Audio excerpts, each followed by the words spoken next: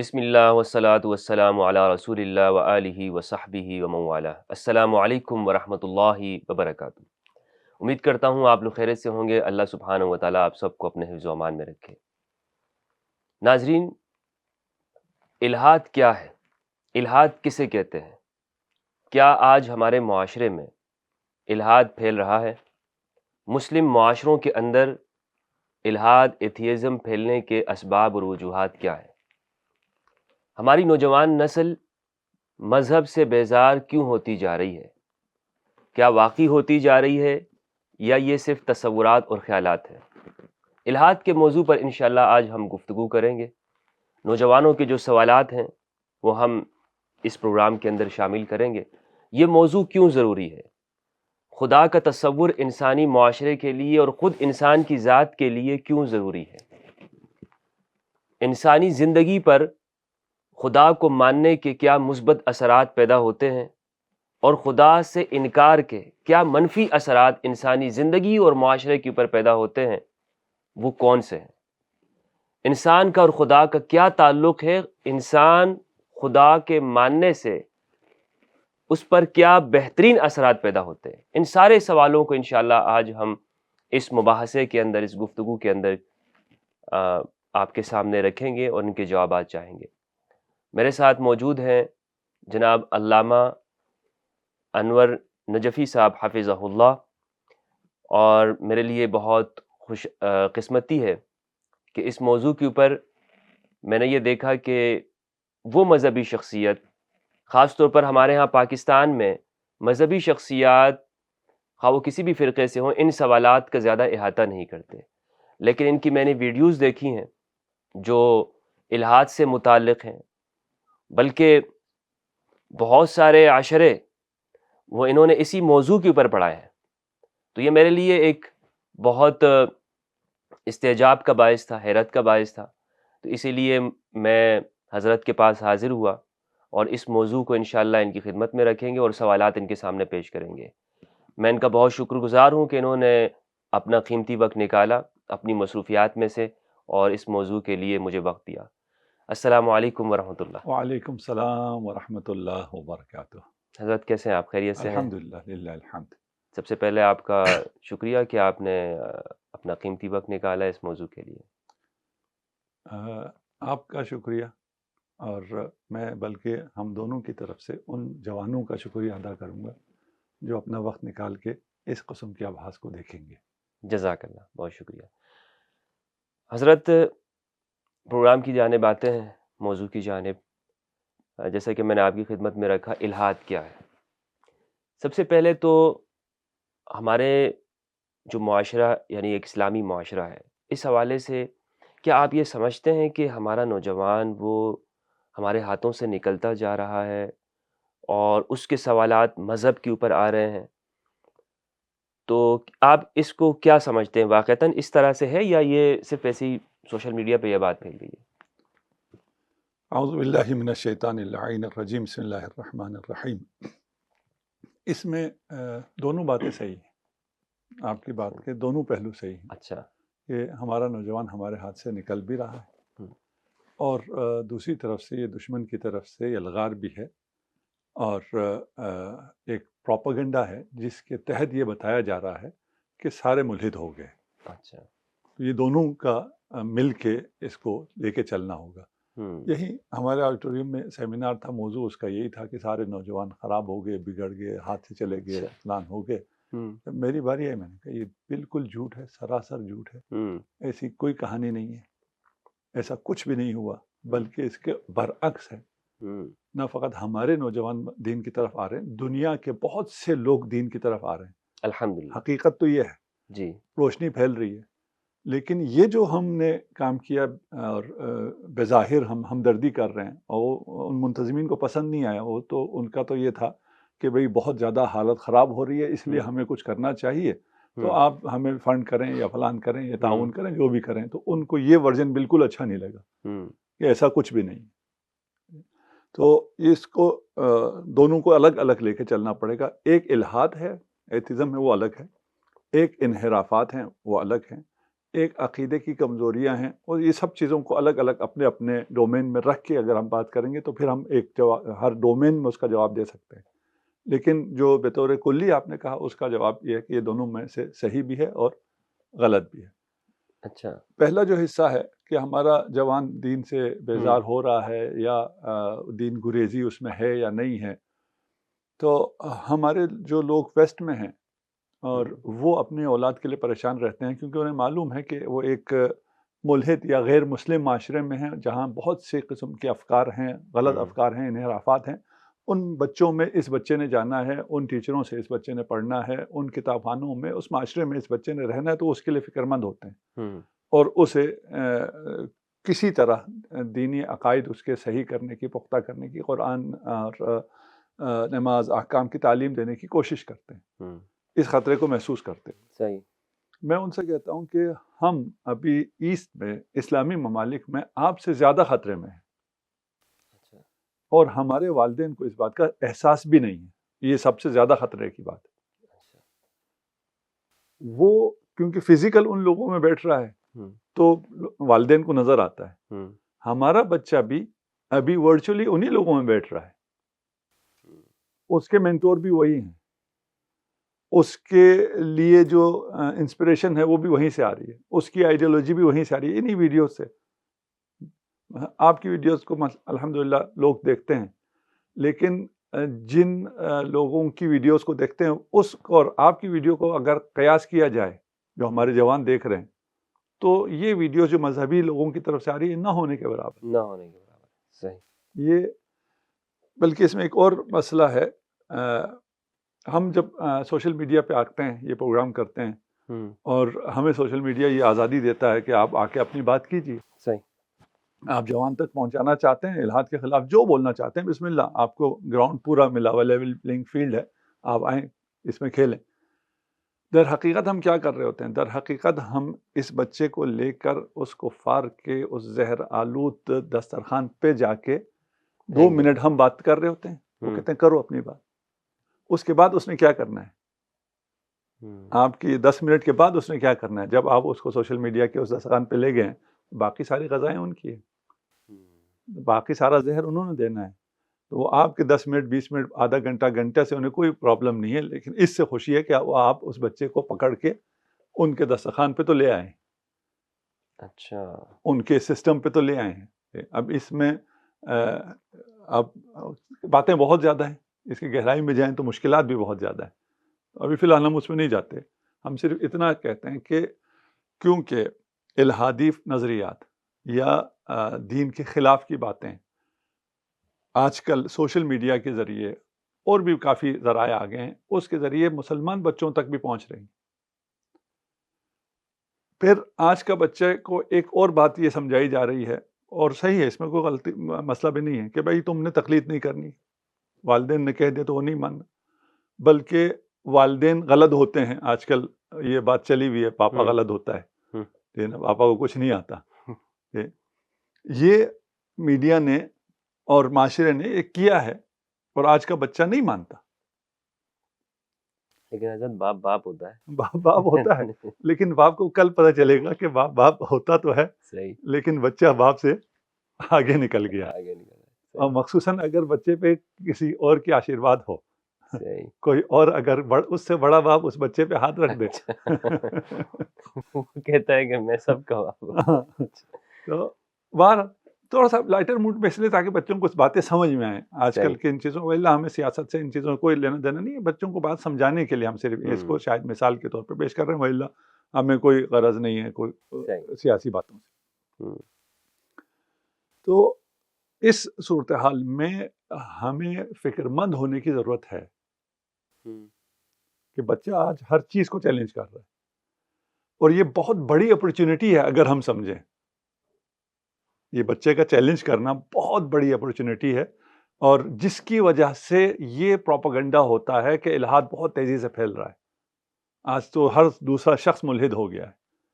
آج لوگوں نے دین کو بالکل چھوڑ دیا ہے. یہ جو پروپیگنڈا کیا جا رہا ہے وہ اسی اپرچونٹی کی وجہ سے جو آپ کو مجھے حاصل ہے، اور میں اس سوال کرنے کی صلاحیت سے جو انسانوں میں آ گئی ہے، نئی نسل میں آ رہی ہے، وہ کوشچن کرتی ہے اس سے سب سے زیادہ فائدہ مجھے ہے اور سب سے زیادہ نقصان بھی میں اٹھا رہا ہوں. جس چیز سے مجھے سب سے زیادہ فائدہ تھا اس چیز سے میں سب سے زیادہ نقصان اٹھا رہا ہوں. اس کی وجہ پھر ہم گفتگو میں آگے چلیں گے تو گفتگو ذرا پیچیدہ نہ ہو جائے. صحیح. تو یہ الحاد یا بے دینی پھیل رہی ہے، یہ بھی صحیح ہے. آپ کے بچے دین سے دور ہو رہے ہیں، یہ بھی صحیح ہے. اور دوسری طرف سب سے تیزی سے اسلام پھیل رہا ہے، یہ بھی صحیح ہے. یہ بھی صحیح ہے. سب سے زیادہ لوگ دین کی طرف اس زمانے میں آ رہے ہیں، یہ بھی صحیح ہے. تو یہ دونوں باتیں صحیح ہیں. اس میں دیکھنا ہے کہ ہم کہاں ہیں. یعنی خیر و شر کی دونوں قوتیں مکمل اپنی پوری اسپرٹ کے ساتھ کام کر رہی ہیں. ہمیشہ کام کیا ہے، شر نے زیادہ اسپرٹ کے ساتھ کام کیا ہے. خیر والے جو خیر والے ہیں، ہمیں مسئلہ اصل میں یہ آتا ہے، ہم جنہیں خیر والا سمجھتے ہیں وہ خیر والے نہیں ہوتے، وہ شر کے ہی جنود میں سے ہوتے ہیں، سپاہیوں میں سے ہوتے ہیں. ہمیں یہ اکثر بھی ایک الگ مسئلہ ہے، یہ پہچان کیسے کریں گے؟ ہاں، اکثر یہ مسئلہ سب سے پہلے تو یہ سمجھ تو لیں، پہچان تو بعد کا مرحلہ ہے. یہ سوال بھی ذہن میں نہیں آنے دیتے اور انہی کو خیر دکھاتے ہیں جو شر محض ہوتے ہیں. اور پھر نوجوان اس خیر سے جب اس کی حقیقت تھوڑی بہت اس کو کھلنی شروع ہوتی ہے، کہتا ہے سب کچھ چھوڑو بھائی، خیر کو ہی چھوڑ دو. کیونکہ ان کو خیر کے طور پر پروجیکٹ کیا جاتا ہے جن میں کوئی خیر نہیں ہوتی. تو یہ مسائل بہت پیچیدہ ہیں، بہت گمبھیر ہے. آج کل کی دنیا جو نظر آتی ہے وہ نہیں ہے، حقائق کچھ اور ہوتے ہیں. اور شروع سے ہے یہ، آج کل میڈیا نے اس کو تھوڑا سا طاقت زیادہ دے دی ہے، باقی یہ بات شروع سے ہے. یعنی آپ کی بات سے میں یہ بھی سمجھوں گا کہ ہمارا جو سوشل میڈیا ہے اس کا الحاد سے تعلق ہے، یعنی ڈائریکٹ الحاد سے تعلق. اچھا جی، اس پہ آئیں گے انشاءاللہ، نیو ایتھزم پہ آئیں گے. تو ڈائریکٹ سوشل میڈیا ہمیں یہ بات سمجھنی تو چاہیے کہ یہ اغیار کا دسترخوان ہے. تو چھوڑ دیں اس کو. نہیں، سمجھنی چاہیے. دیکھیں، ایک دفعہ میں سمجھے بغیر ایک جگہ جاتا ہوں، ایک جگہ جانا میری مجبوری ہے اور مجھے پتہ ہی نہیں ہے، میں سمجھتا ہوں یہ بہت اچھی جگہ ہے، کیونکہ جو مجھے نظر آ رہا ہے وہ یہ ہے کہ یہاں پہ تبلیغ ہو رہی ہے، یہاں پہ ہدایت ہو رہی ہے، لوگوں کو رہنمائی مل رہی ہے، یہ مجھے نظر آ رہا ہے. اب اس بچے کو جو میں نے ہدایت دی ہے، اس کو ہدایت کے بعد کیا کیا مل رہا ہے وہ مجھے نظر نہیں آ رہا. تو مجھے سب سے پہلے اس بات کو سمجھنا چاہیے، اس کو سمجھ کر پھر اس میں وارد ہونا چاہیے. سوشل میڈیا کو ہم چھوڑ نہیں سکتے.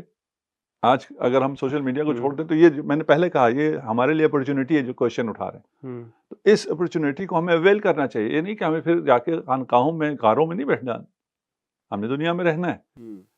اور اس دنیا میں رہنے کے لیے ہمیں اس دنیا کو سمجھنا بھی ہوگا. اس دنیا کو سمجھ کے اگر ہم آگے چلیں گے، سوشل میڈیا کو سمجھ کے ہم آگے چلیں گے، ہمارے لیے کوئی مشکل نہیں ہے.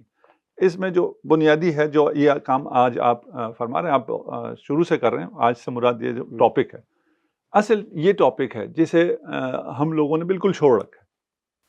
بالکل، ہمارے مذہبی علماء اس کے اوپر کوئی گفتگو نہیں کرتے.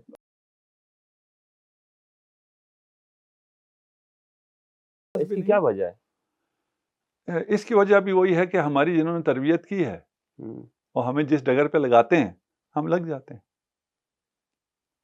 ہمیں یہ حساس کیا جاتا ہے کہ آپ صحابہ، آپ اہل بیت، اور آپ آپس میں لڑو. اور جب آپ آپس میں لڑو تو جو اصل چور ہے، جو چوری کر کے جا رہا ہے، دو قسم کے چور ہیں. اچھا. ایک عام چور ہے اور ایک اسے آپ سیاسی چور کہیں، مذہبی چور کہیں، عقیدتی چور کہیں، جو بھی چور، دوسرے خاص قسم کا چور. عام قسم کا جو چور ہوتا ہے وہ آتا ہے، آپ سے مال چراتا ہے، آپ کا موبائل چرائے گا اور کیا کر لے گا، کوئی بہت زیادہ ہوگا تو آپ کا گھر لوٹ لے گا. لیکن یہ جو مذہبی یا سیاسی چور ہیں، یہ آپ سے عقیدہ چھین لیتے ہیں، آپ سے آپ کا مستقبل چھین لیتے ہیں، آپ سے آپ کی نجات چھین لیتے ہیں، آپ سے آپ کی جنت چھین لیتے ہیں. ان دو چوروں میں بہت فرق ہے. یعنی ایک شخص بظاہر دکھتا بالکل وہ مسلمان ہے، لیکن اندر سے وہ اسلام نکل چکا ہوتا ہے اس سے. اس چور کی بات کر رہا ہوں. چور کے ہاتھ جو چڑھ جائے گا پھر وہ بھی اسی جیسا ہو جائے گا. کل پتہ چلے گا، جب آج آپ انی تارکوں فیکم الثقلین کی بات کر رہے ہیں اور حوض کوثر کی بات کر رہے ہیں، تو حوض کوثر پہ پہنچنے پہ تو سب کو پتہ چل جائے گا میں لٹ گیا تھا. یہ صحیح کہہ رہے یہ ہیں. نا؟ اچھا یہ جو لوٹنے والے ہیں، جس نے ثقلین امت سے لوٹ لی ہو، وہ چور کہاں؟ جس نے میرا پرس چھین لیا ہو، مجھ سے موبائل چھین لیا، وہ چور کہاں؟ اور پھر ان دو چوروں میں ایک اور بہت بڑا فرق ہے. اگر مجھ سے کوئی چوری ہو تو میں اپنے مال کی حفاظت کرتا ہوں، چور کو بھگانے کی کوشش کرتا ہوں. میں چور سے لڑتا ہوں، اپنے مال کی حفاظت کرتا ہوں. یہ جو عقیدے کے چور ہیں، یہ ہم سے چوری کرتے ہیں اور اس کے بعد ہم آپس میں لڑ رہے ہوتے ہیں اس کے حق میں. چور کے لیے ہم آپس میں لڑ رہے ہوتے ہیں، چور کے دفاع میں. میں آپ سے لڑوں گا، آپ مجھ سے لڑیں گے. فائدہ کس کا ہو رہا ہے؟ دفاع کس کا کر رہے ہیں؟ چور کا.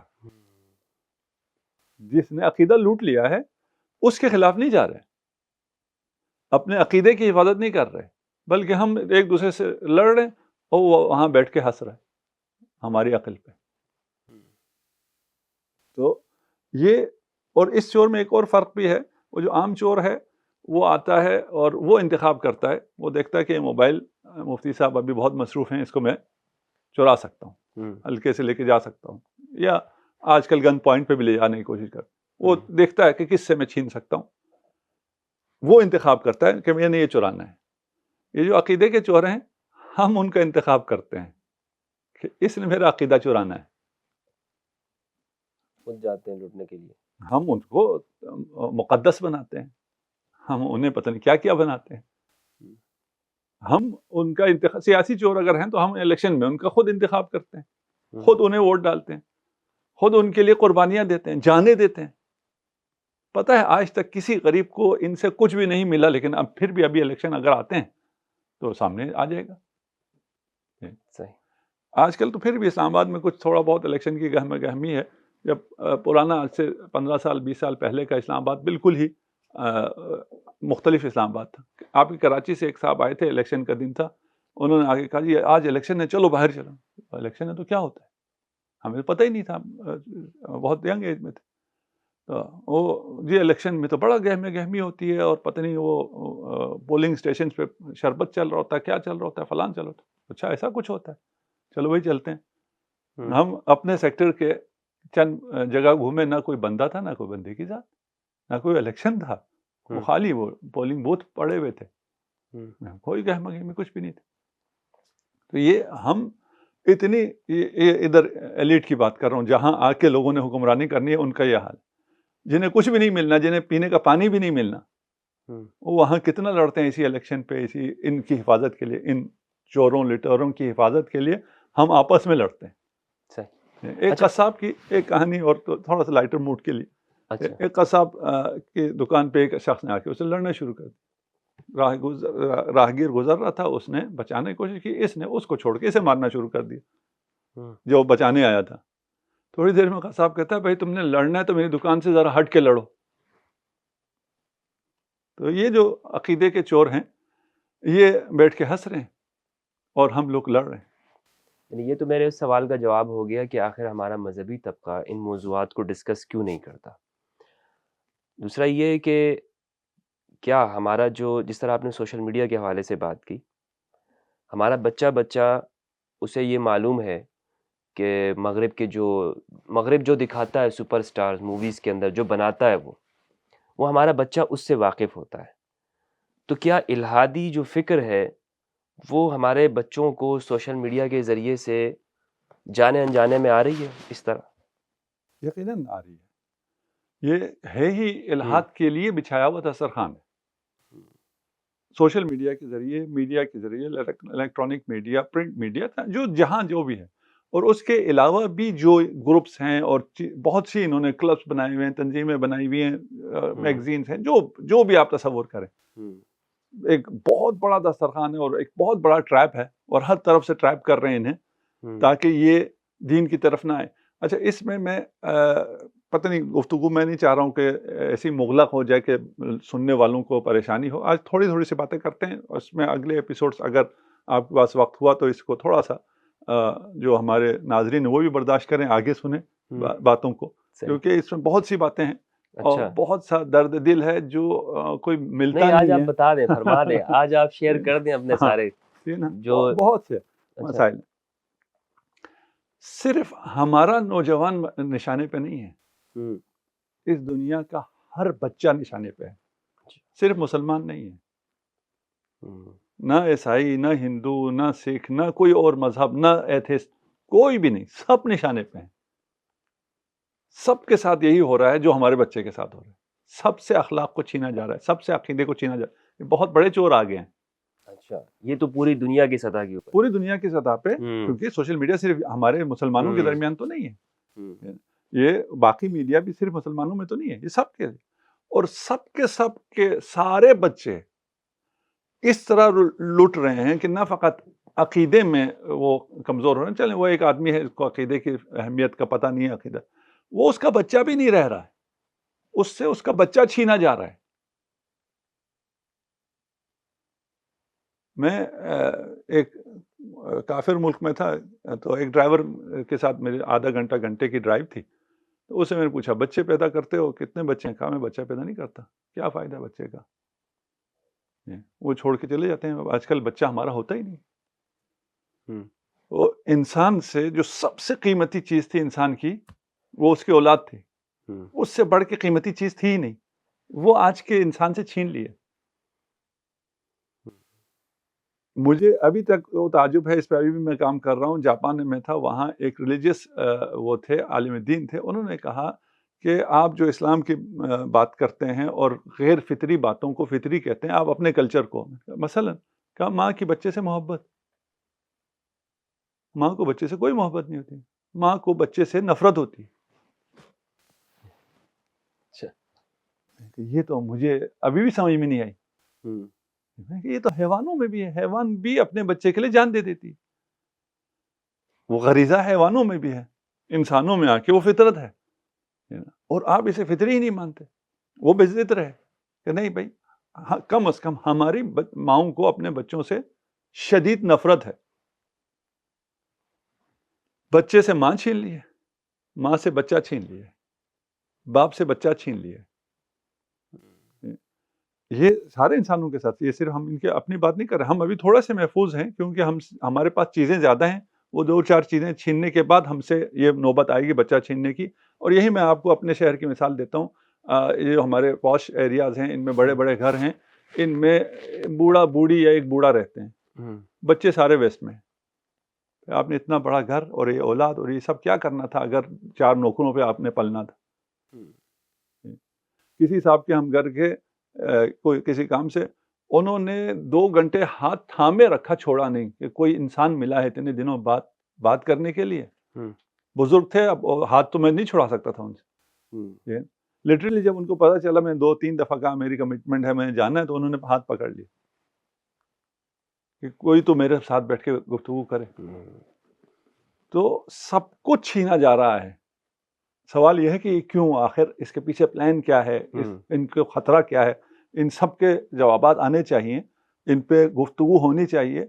جو درد دل میرا ہے، ہم اس پہ گفتگو تک بھی نہیں کر رہے، سوچ بھی نہیں رہے، کہیں ہمیں اس قسم کی باتیں سنائی نہیں دیتی۔ ٹھیک حضرت، یہ تو ہو گیا وہ اثرات جو ہمارے معاشروں کے اوپر اس فکر کی وجہ سے پڑ رہے ہیں۔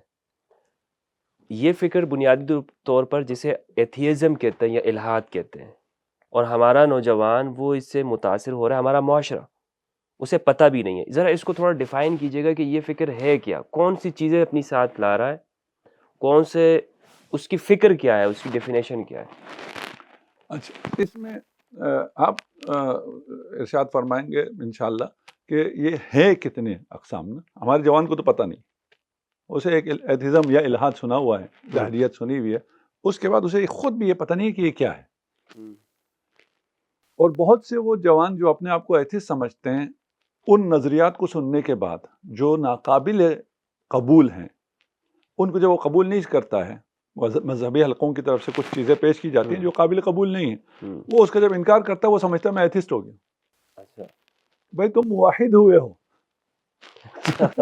موحد ہو گیا۔ یہ ناقابل تصدیق چیزیں ہیں، ناقابل تصدیق چیزوں کا انکار موحد ہونا ہے، یہ ملحد ہونا نہیں ہے۔ اس سے آپ ایتھیسٹ نہیں ہوتے۔ وہ بیچارہ ادھر پریشان رہتا ہے کہ بڑوں نے تو یہ کہا تھا، ہماری بڑی کتابوں میں تو یہ تھا، ہمارے اسلاف تو یہ کہتے تھے اگر اس کو نہ مانوں یہ مانا نہیں جا سکتا، تو اب میں کیا ہو گیا، میں ملحد ہو گیا ہوں. وہ بیچارہ بڑے پریشانی میں آ جاتا ہے. اور مخصوصاً ہمارے ہاں الحمدللہ سب کانٹیننٹ میں دینداری بہت زیادہ ہے الحمدللہ. اور ہم نے بہت سے اقوام کے ساتھ زندگی کی ہے، ان کے درمیان رہے ہیں، ان کے ساتھ مکالمہ کیا ہے، ان کے ساتھ تعلیم حاصل کی ہے. اتنا زیادہ فطری طور پر خدا سے، دین سے محبت شاید کسی قوم کو ہو جتنی ہماری قوم کو ہے. یہاں جو ایتھسٹ ہو بھی جاتا ہے اپنے خیال سے، وہ اس کا زعم باطل ہوتا ہے کہ میں ملحد ہو گیا ہوں، ایتھسٹ ہو گیا ہوں. وہ بھی ان باتوں کو زبان پہ لانے سے بہت کتراتا ہے جس کا لازمہ خدا کا انکار ہو. وہ نہیں، اس کا انکار نہیں کرتا. وہ بہت جو حملے کر رہا ہوتا ہے مولویوں پہ کر رہا ہوتا ہے کہ مولوی ویسے ہیں، یہ ویسے ہیں، اسلام کا یہ حکم ویسا ہے، اسلام کا وہ حکم ویسا ہے، تم ویسے ہو، تم ویسے ہو. اچھا، مولویوں پہ جو لوگ حملے کرتے ہیں یہ ملحد ہوتے ہیں ایسے؟ نہیں، اس کا خیال ہوتا ہے. اچھا، اس کا خیال یہ ہوتا ہے کہ میں کیونکہ ملحد ہو گیا ہوں، آتے ہیں مولانا میں ملحد ہو گیا ہوں. کیوں ملحد ہو گیا؟ اس میں یہ بھائی تم ملحد ہوئے، تم تو کہتے ملحد ہوتے یعنی خدا نہیں ہے. جب خدا نہیں ہے، قرآن نہیں ہے، رسول نہیں ہے، تو مولوی کدھر سے آ گیا؟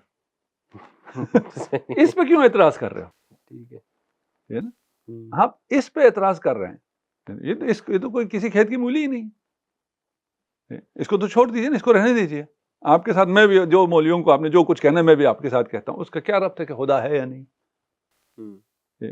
اچھا، وہ سے کہ تم آئیں اس پہ بحث کرتے ہیں خدا ہے یا نہیں ہے. وہاں اس کی زبان چلتی ہے. یہ باقی اقوام میں نہیں ہے، ہماری قوم میں ہے. اچھا، وہ جو کہتا ہے یہ کہہ دیتا ہے کہ میں ملحد ہوں، میں خدا کا انکار کرتا ہوں، یہ سب نہیں ہے. کیوں نہیں ہے؟ وہ پھر مولویوں پہ آ جاتا ہے، مسلم معاشروں پہ آ جاتا ہے. ہمارے جو سوشل میڈیا پہ میں نے جب اس پہ تھوڑا سا کچھ مجالس پڑھنی تھی اور کچھ بیانات دینے تھے، لیکچرز کرنے تھے، تو میں نے سنا کہ بھئی ہمارے لوگ کیا بولتے ہیں الحاد کے لیے. کچھ تو تھوڑا بہت بول رہے ہیں سوشل میڈیا پہ بھی. وہ تقریباً سارے ملحدین کی حمایت میں بول رہے ہوتے ہیں، خود رد کر رہے ہوتے ہیں. کیسے؟ وہ رد کرتے ہیں ان اشکالات کو مان کے. وہ کہتے ہیں جی مسلمان ایسے ہیں، یہ اتنے خودکش حملہ، اور یہ انہوں نے یہ کیا، یہ اتنا فساد، اتنا کرپشن، تو اس وجہ سے خدا نہیں ہے. یہ بھی اس کو مان رہا ہوتا ہے کہ ہاں یار یہ تو ہے، ٹھیک ہے نا، اگر اس کو دیکھا جائے تو اس کی بات تو صحیح ہے. وہ جہاں الجھانا چاہتا ہے، اس پہ ہم آئیں گے انشاءاللہ کہ ملحد آپ کو کہاں الجھانا چاہتا ہے. اچھا، اور ملحد کا اصل سوال کہاں پہ ہونا چاہیے. وہ مقام ثبوت، مقام اس بات، اگر وہ بات وہاں تک پہنچی، اس کو انشاءاللہ تفصیل سے بیان کریں. وہ ہمیں اس بات میں بھی نہیں، اس بات کے لوازم میں پھنسانا چاہتا ہے. لوازم تو اتنے زیادہ ہیں کہ آپ ادھر بحث کرتے رہیں اور اس میں مشکلات بھی آ جاتی ہیں. آپ اگر الحاد سے، ایتھسٹ سے بات کرتے ہوئے یا ایتھزم کو رد کرتے ہوئے یہاں پھنس گئے تو آپ ایتھزم کی مدد کر رہے ہیں، کیونکہ وہ چاہتا ہے آپ ادھر پھنس جائیں. یہاں سے آپ نہیں نکل سکتے. آپ اپنے مولویوں کی اور بابوں کی اور فلان کا دفاع نہیں کر سکتے ہیں. بھائی سیدھا خدا پہ آ جاؤ، وہاں وہ انکار نہیں کر سکتا ہے. تو بہرحال یہ درد بہت ہے.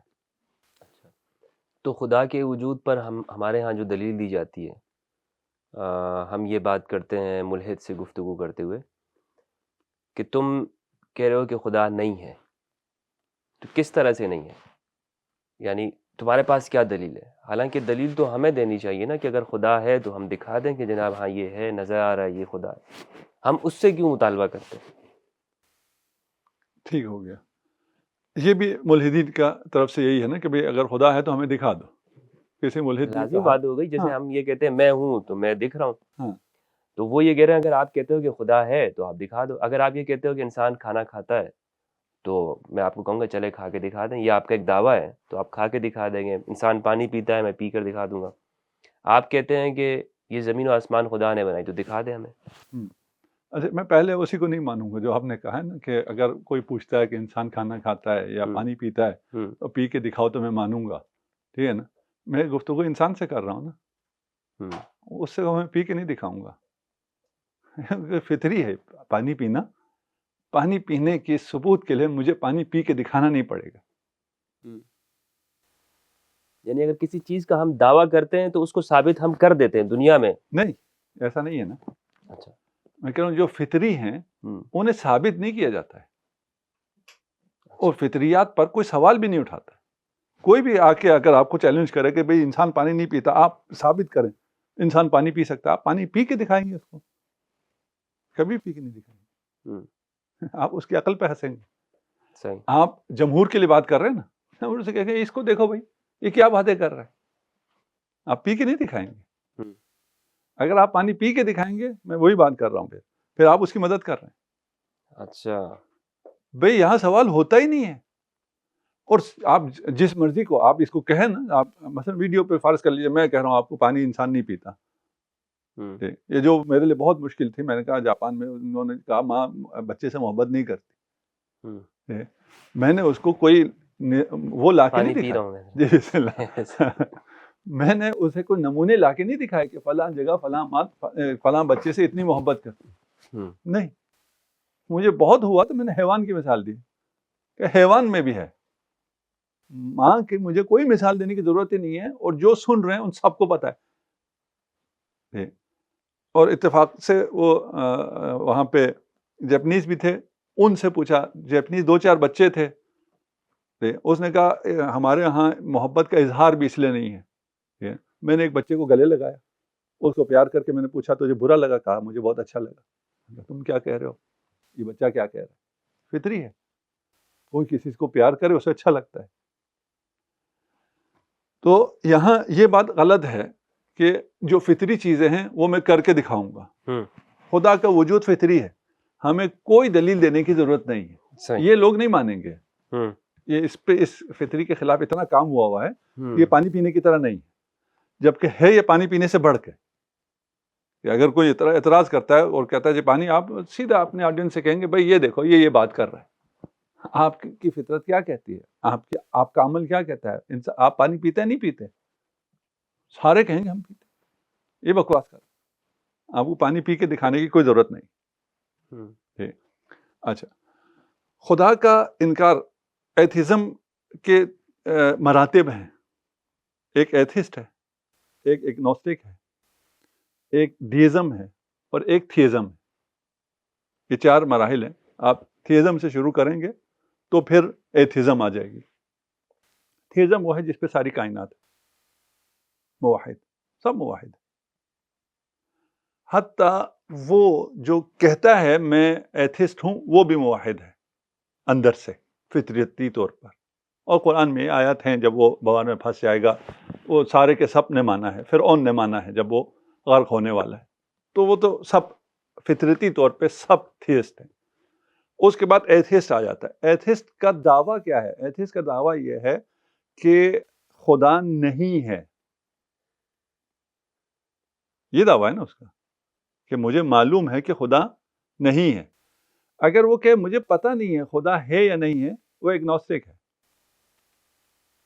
وہ ایتھسٹ ہی نہیں ہے. اسی لیے میں یہ دعویٰ کرتا ہوں کہ اس دنیا میں کوئی ایتھسٹ ہے ہی نہیں. جہالت ہے، جہالت کی بنیاد پر اپنے آپ کو وہ ایتھسٹ کہتے ہیں. وَإِلَّا کوئی ایتھسٹ اس دنیا میں اس کا وجود نہیں ہے، کیونکہ دعویٰ ایسا ہے جس پہ کوئی دلیل ہی نہیں ہے. کسی نے آج تک کوئی دلیل پیش ہی نہیں کی ہے. یہ اب پتہ نہیں جو ہمارے مخاطب ہیں ان لوگوں کے لیے باتیں کتنی واضح ہو رہی ہیں. یعنی وہ ان کا یہ جو دعویٰ ہے کہ خدا نہیں ہے، یہ ایک خبر ہے، ہاں، ایک دعویٰ ہے. وہ کہتے نہیں دعویٰ آپ کا ہے کہ خدا ہے، دعویٰ آپ کر رہے ہو، ہم تو انکار کر رہے ہیں. نہیں، وہ انکار نہیں کر رہے. وہ کہاں انکار کر رہے ہیں؟ وہ کہہ رہے ہیں کہ خدا نہیں ہو سکتا ہے. دعویٰ وہ کر رہے ہیں. ٹھیک ہے نا؟ ایتھسٹ اسے نہیں کہتے کہ اس کو پتہ نہیں ہے خدا ہے یا نہیں. اب ہم سے کہے بھئی خدا ہے یا نہیں ہے. ہاں وہ تو پھر آپ ایگنوسٹک، آپ صحیح کہہ رہے ہیں. ٹھیک ہے نا، وہ تو کہہ رہے ہیں مجھے پتہ نہیں ہے یا نہیں. آپ دلیل دو ہے تو میں مان جاؤں گا. تو آپ تو ایتھسٹ ہی نہیں ہو. آپ اس کو تو مان لو نا پھر کہ میں ایتھسٹ نہیں ہوں. آپ ایتھسٹ ہیں. ایتھسٹ کیا کہتا ہے؟ وہ جو ہم نے مقام ثبوت اور اثبات کی بات کی تھی. ایک مقام ثبوت ہے، ایک مقام اثبات ہے.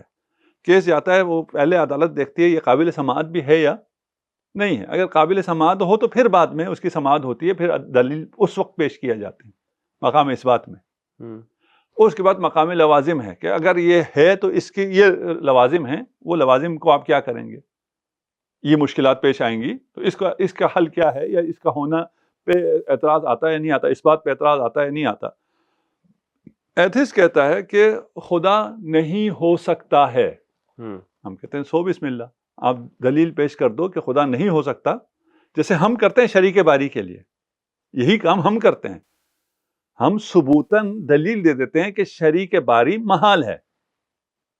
جب ہم نے ٹھیک ہے نا، جب ہم نے ثبوتاً اس کا انکار کر دیا اور اس کے دلائل دے دیے تو اس بات پہ بات آتی نہیں کہ کسی کو ہم یہ نہیں کہتے کہ تم لا کے دکھاؤ اگر کوئی شریک باری ہے، ہم کہتے ہیں نہیں بھائی ہو سکتا ہی نہیں ہے، ہم تمہیں دلیل دیتے ہیں کہ شریک باری ہو سکتا ہی نہیں ہے، تم سے کوئی دلیل نہیں مانگتے کہ تم لا کے دکھاؤ شریک باری کہاں ہے۔ یہاں یہ بات واضح ہے نا، تو یہی الٹی ہو کے ایتھسٹ پہ آتا ہے، وہ جب کہتا ہے خدا ہو سکتا ہی نہیں ہے، دلیل لاؤ۔ آپ ایتھسٹ تب بنو گے جب آپ اس پہ دلیل لاؤ گے۔ باقی جو میں کہہ رہا تھا کہ ہم ان سے ایتھسٹ سے ملحدین سے بات کرتے ہیں، ان کی مدد کر رہے ہوتے ہیں، ان کی مدد یہ ہے کہ جو ان کا اصل دعویٰ ہے اسے چھوڑ کے ادھر ادھر کی باتوں میں الجھ جائیں اور اس میں ان کو نصرت دے دیں، یا جوانوں کی سوچ کے مطابق ان کو وہ ہو جائے کہ ہاں یہ تو ہو گیا، اگر آپ مذہبی ہوگے تو پھر یوں ہو جائے گا، دنیا کیا ہو جائے گی، آزادی اظہار ختم ہو جائے گا اور فساد ہو جائے گا، قتل و غارت گری ہو جائے گی، اس نے اتنا لوٹا تھا، اس نے اتنا مارا تھا، اس نے تلوار کے زور پہ پھیلایا تھا وغیرہ، یہ سارے باقی بات کی باتیں ہیں۔ ابھی آپ مقام ثبوت میں آ جائیں۔ مقام ثبوت میں کیا ہے؟ خدا نہیں ہو سکتا ہے، امپاسبل، ممکن ہی نہیں ہے کہ خدا ہو، یہ ایتھیزم ہے۔ بسم اللہ دلیل پیش کریں۔